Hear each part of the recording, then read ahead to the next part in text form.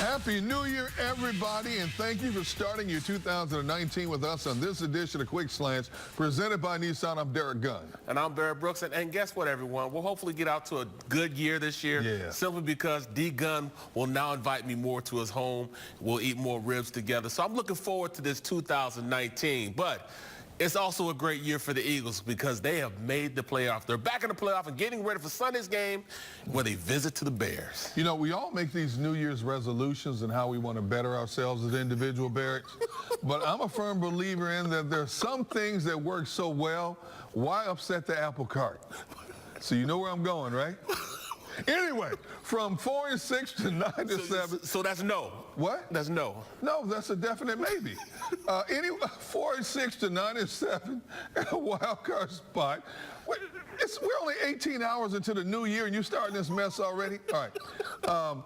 Eagles' journey over the past 6 weeks has been nothing short of incredible. The reigning champs back in the playoffs. Opportunity to defend their title. Here's the Eagles' path to defending their Super Bowl championship. Of course, they visit the Bears this Sunday in a wild card matchup. If they beat the Bears, then it's off to New Orleans to take on the top-seeded Saints the following Sunday.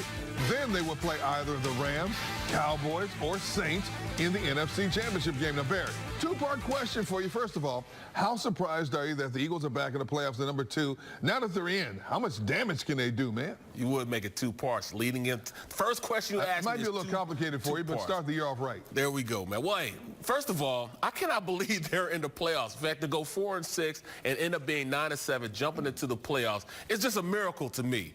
But now that they're in there, we're talking about a team that's battle-tested, a team that's been around the block. In fact, they just left that block a couple of months ago. If this team is in a position where they can really get it rolling, because this Bears team has not been battle-tested. They have a rookie coach. They're in a position where they've had a pretty good season, but at this point, everybody's record is 0-0. It doesn't matter what you did in the preseason and also in the regular season. Now you're in the postseason, a whole different season. Everybody's 0-0, so you have to go out there and reestablish who you are, what you are in this win or go home.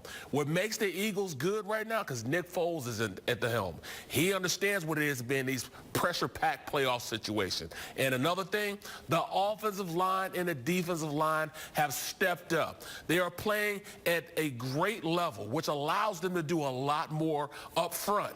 When you have a defensive line that's rushing the way they're rushing and taking on responsibility of making sure they create pressure, it gives your secondary, your back end, a chance to have some flaws who can now cover guys and not worry about getting beat. Now you can trust, so Schwartz can trust his secondary and call a little more because the defensive line is balling right now. On the offensive side of the ball, Nick Foles is feeling a little more comfortable because he now has an offensive line that's blocking for him. They've been able to block the run, which has opened up the rest of the playbook. So this is why this team is having some success. In the trenches, on that line of scrimmage, they are playing at a phenomenal level, which is allowing other facets of the team to work better. You know, to be quite honest, like a lot of people, I thought they were done after that Saints game. Me too, bro. Then they rallied, won a couple of games, and I surely thought it was over when they lost that heartbreaker down in Dallas a few weeks after that. And then they rally and win a couple of more games. But I didn't feel good about this team relying on the Minnesota Vikings to get into the playoffs. But they took care of their business. They shut out the Redskins. And then they sit back and watch Matt Nagy. Thank you very much, Matt Nagy. Yes, Didn't sir. pull his starters. And they stomped a mud hole in the Minnesota Vikings for us. Okay, so now the Eagles are in. This team, man, is like Jason from Friday the 13th, man. Just when you think you've driven a stake through his heart, all of a sudden they rise from the ashes again and find a new life. Nobody wanted them in the playoffs because, you're right, this team is not only battle-tested, but they went the distance with injured players and with everybody on the outside looking in, except the Philadelphia fan base and the team, disbelieving that this was a team that could win a Super Bowl championship. Now the scenario is basically the same, except this time around, instead of everybody coming into their house, they have to visit everybody else's house and hopefully leave a lot of disruption in everybody's house as well. And the disrespect is already already starting again. Yes. The Eagles are 5.5-point underdogs, the biggest margin and point spread of any of the wild card games this weekend. So now there's no pressure on them. They've said there's no pressure on us. Nobody thought we would get in the playoffs. Nobody really wants us in the playoffs. We're not just getting in the playoffs. We're going to the playoffs and kicking the door in. Didn't all you odds makers and doubters learn your lesson last year from not believing in this Philadelphia Eagles team? Evidently didn't. So with that said, now they're going to go out here and say, you know what? All we got to do is play ball. If we win, we're going to keep rolling. If we don't win, people didn't think we're going to win anyway. So we don't lose either way. Yeah, I mean, they're working on, they're working on borrowed time anyways, But a reason why they're successful is Nick Foles, and he'll be making his 5th career postseason start on Sunday in Chicago. He left last Sunday's game against the Redskins with bruised ribs, but should be good to go for his playoff game on this Sunday. Here's Foles following Sunday's win in Washington on the Eagles advancing to the postseason. It's super exciting. I mean, anytime you're blessed to be able to play in the playoffs, and especially the road we've had these last several weeks, I mean, it hasn't been an easy ride. And, we got some help today. And, I mean, it's really special. We get to keep playing. We get to wear the Eagles jersey one more time. I'm really excited. The locker room's super excited, and, it'll be hard to sleep tonight. Wear the Eagles colors one more time. But Foles' career numbers in playoffs are outstanding. Here's very good against last Sunday's game against the Redskins. He completed 25 straight passes at one point to tie an NFL record. Gunner, how much magic does Nick Foles have left? Can he go out there, and what do you expect from him against the Bears? Well, let's see. He put up a franchise record 471 yards passing against the Texans. Say word. He follows that up with tying an NFL record for consecutive completions. As far as I'm concerned, Nick Foles is just warming up. It's just scratching the surface of what we possibly could see from Nick Foles in the playoffs. We've seen this show just a year ago. We know what he's capable of. We know he's a cool customer under pressure. Now he's facing this vaunted Bears defense, a Bears defense that's 3rd overall, 7th against the pass, 1st against the run, 1st in points allowed, 36 takeaways tops in the league, 27 interceptions tops in the league. Sounds similar to a Minnesota Vikings defense that a lot of people were afraid of when they came to the league last year in the playoffs, right? All they did was shred that defense. Now again, different scenario, different year. You don't know what's going to happen. But I fully expect Nick Foles to go out there and to do his job, complete passes, keep the offense moving, and hopefully avoid taking unnecessary shots, because that Chicago team's got some rushers, not just Khalil Mack, but they've got some rushers that are going to try to tattoo Nick Foles from start to finish in this game. No question, but what makes Nick Foles good is his ability to pre-snap read things. He takes what the defense gives him. He understands where the ball needs to go in his pre-snap reads, which gives him a better opportunity of being successful during the play. He's going to take exactly, if it's a 5-yard out, he's going to take that 5-yard out, which keeps the sticks moving. He's going to read things and say, all right, then I might change a play here and there, and we run the ball.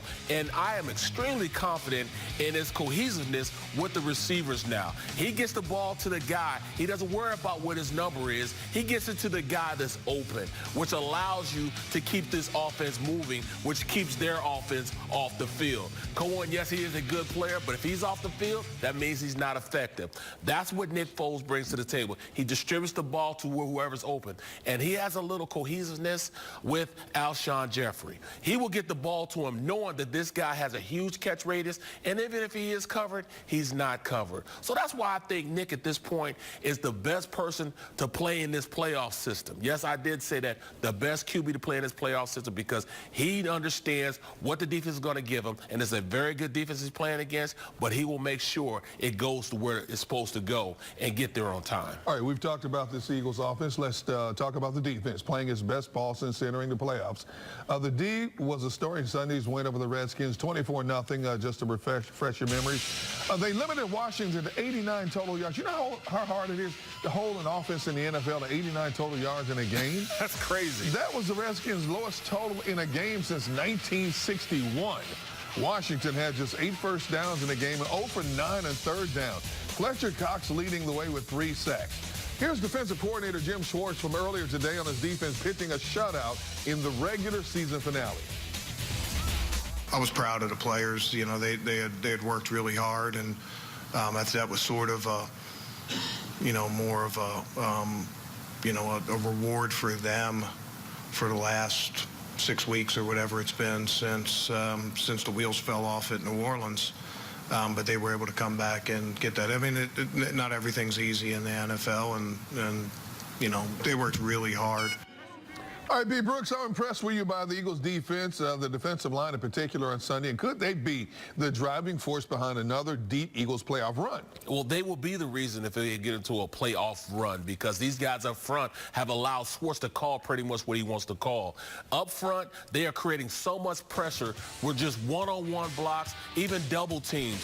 Michael Bennett has a jump swim that's just almost unstoppable now. And when Fletcher Cox doesn't want to be blocked, he doesn't get blocked. Also, they become better rush discipline on the outside. They're not allowing these athletic quarterbacks to run like they did previously. They're getting to the same level as the quarterback, and now they're starting to press the pocket, which is allowing you to get more pressure on that quarterback. But a big thing that they're doing that nobody really taking notice of, they're taking on the challenge of being the best defensive line in the game. Yes, I said that. And Ndamukong Suh, Aaron Donald, they took the challenge of saying, all right, I don't care that you guys have all these sacks. I don't care that you guys are supposed to be the best. I'm going to make sure we're playing the best during that game. And that's exactly what Fletcher Cox, Michael Bennett, and all the rest of them are doing. They're playing better than the opposing defensive line. If you look at the last game of the Texans, J.J. Watt, Jadeveon Clowney, they made sure they played better than those two. They went out there and outrushed them guys and made sure they created a lot of pressure on Watson, which allowed them to then take control of the game. They're putting it on their shoulders to say, all right, then, we're going to show you we're better than that D-line. And I think they're going to take that same attitude into this game. Akeem Hicks, a Pro Bowler. All right, Fletcher Cox is like, I don't care about that. Khalil Mack. BG's like, okay, then, I'm going to show you some pass rush. I'm going to tattoo your quarterback. When they take this, you know, a guy like Leonard Floyd, and then Long says, all right, I'm going to make sure that I create a lot of pressure. Those being like, all right, I'm a guy that I'm going to make sure that I play better than the next guy, that my D-line is better than your D-line. It really puts you in a great position because it becomes more of a competition. And they're playing better because of that healthy competition on the defensive side of the ball. They have been the better D-line against all those top defensive lines that I've just talked about, which is allowing this defense to do whatever they want to do on the tail end at the linebacker position because they're generating so much pressure on opposing quarterbacks. See, I don't see them as this so-called shutdown defense. They give up chunks of real estate. They give up big plays. But in the latter part of the season, what they've done better than they did in the first two-thirds part of the season is, all of a sudden, just when you think it's going bad, they make a key third down stop, or they get an interception, or they force a fumble. So I think they've become that opportunistic defense. I think they've gotten a lot better in the trenches along the defensive line. I think they've finally figured it out between the linebackers and the back end of the defense, no matter who's out there. But I don't think there's that so-called lockdown defense. Now, to me, they're going to get a job done somehow, some way, but I think it has to be the offense that's going to carry this team. The offense is going to have to be meticulous. The offense is going to have to keep moving the clock, keep the chains moving, and keep the opposing offenses off the field. All you need from that defense is that defense to get you a 3-and-out at a strategic point, to get you a fumble recovery, or to get you an interception, and let the offense do what we know the offense is capable of doing. Amen.